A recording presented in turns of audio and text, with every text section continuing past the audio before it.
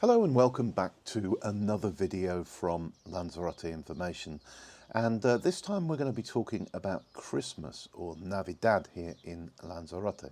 Now if you're a regular visitor to the island at Christmas time, you may find out one or two things you didn't know by watching this video, but if you're planning your first Christmas in Lanzarote, it's essential viewing, so stay tuned. Now we're going to cover 5 things for you. The first is, what's the timetable of Christmas like here? And it is a bit different to what you're probably used to. Secondly, we're going to answer the question, will it be busy in Lanzarote? Thirdly, we're going to talk about the weather and let you know what the weather is typically like on the island. Fourth, we're going to let you know what to see and do while you're here. And finally, we're going to talk about Christmas dinner or the Christmas meal. So let's kick off with the timetable. And Christmas really starts here for most Canarians on the 22nd of December. And that is when the massive El Gordo Lottery takes place. And it is the world's biggest lottery with some huge prizes. And tickets are €100 each, but you can buy a decimo or a tenth of a ticket for €10. And then if that ticket is a big winner, you'll share 10% of the total winnings. The winnings can be life-changing, and the whole thing is done beautifully from Madrid, where as each number is drawn out of the rotating balls, a group of orphans from local schools actually sing out the numbers.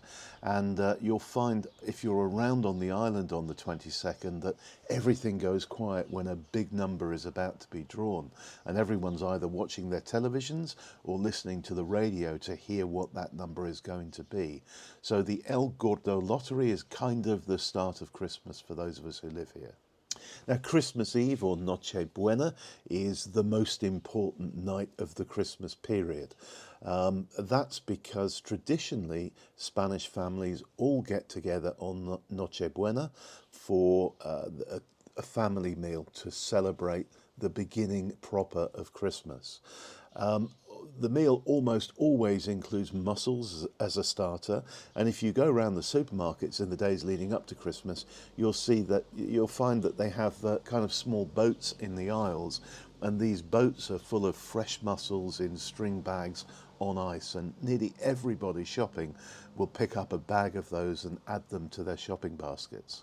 Now the main course can either be turkey stuffed with truffles, which is becoming more common now, but more typically, particularly here in the Canaries, will be either a huge fish, which the families share out, or a seafood medley, which might include calamares and fried fish and crab and lobster and all kinds of different types of seafood.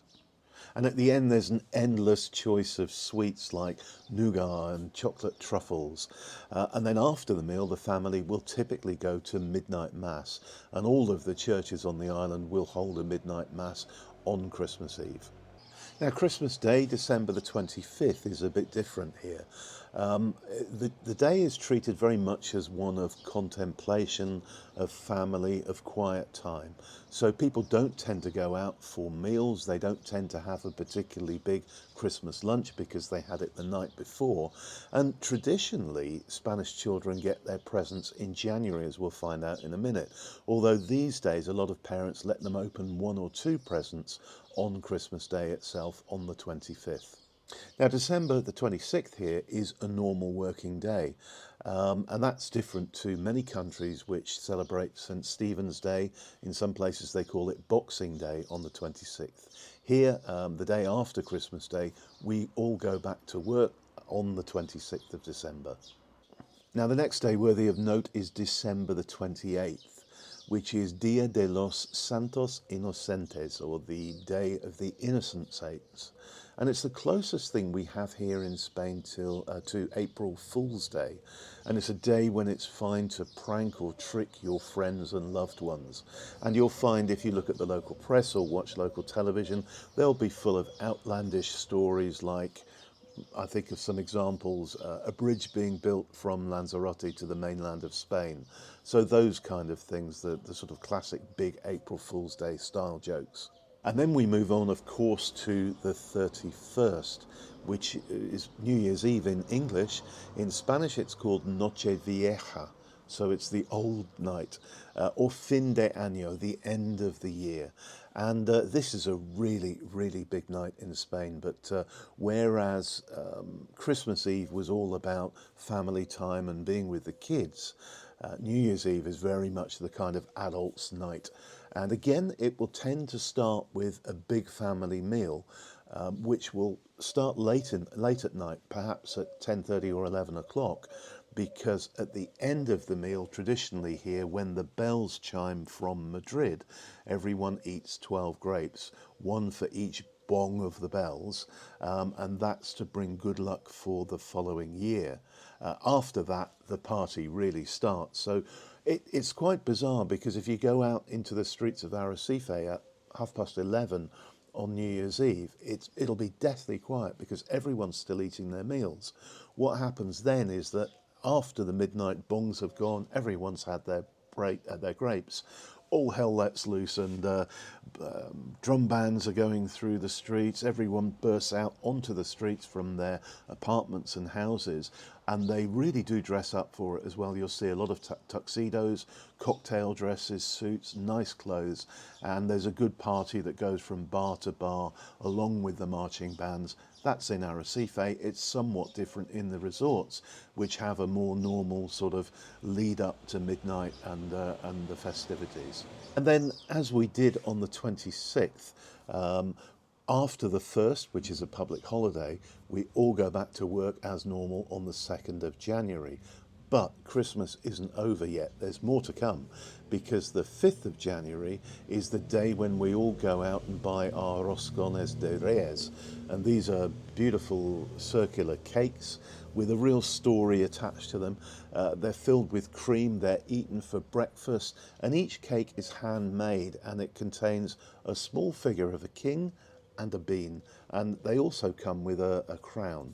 And what happens is that the person who gets the slice with the small figure of the king is crowned the king of the feast and will wear the crown, and the person who gets the bean has to buy the cake the following year. I don't know how people remember it, because I always forget who did what last year, but we always get a roscon de Reyes. In the evening of the 5th, that's a really big night, because that's when the three kings visit, because of course that's when they visited Jesus to see him in the crib in Nazareth. And here in Lanzarote, the three kings come on camels, so you'll find they parade in all of the towns of the island on camels, throwing out sweets to the children, who are super, super excited, because the following day, January the 6th, is the day the children receive their Christmas presents here.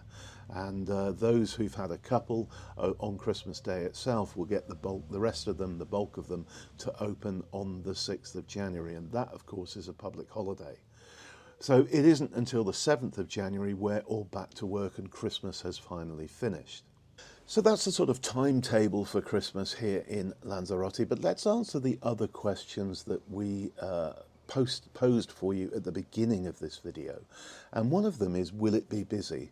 Well, yes, it's one of the very busiest times of year on the island. It's absolutely jammed. People love coming here for Christmas, getting away from the commerciality and the poor weather typically in Northern Europe at that time of year.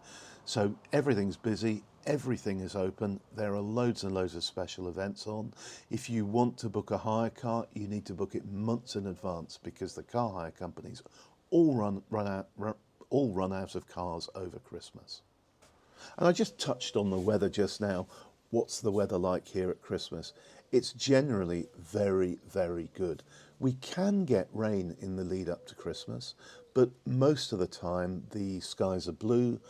The daytime temperatures are kind of in the low 20s to mid 20s, falling only to about 15 or 16 at night. So I suppose if you think of a Northern European summer's day, that's typically what the weather is like in December in Lanzarote. Christmas Day itself, and I don't know if that's because we've all been very good in a previous life, but on Christmas Day itself, the weather is always absolutely epic. And I'm going to run photos now that we've taken on Christmas Day over the years here. And as you can see, it's always a perfect blue sky, light breeze, beautiful, beautiful beach day. I can't guarantee it will be this year or next year, but I have my fingers crossed. And 9 times out of 10, Christmas Day does dawn absolutely brilliantly, which is one of the reasons we always take the day to go and take photos around the resort areas. And the next question we posed was, what is there to see and do in Lanzarote on Christmas? And the answer is absolutely loads.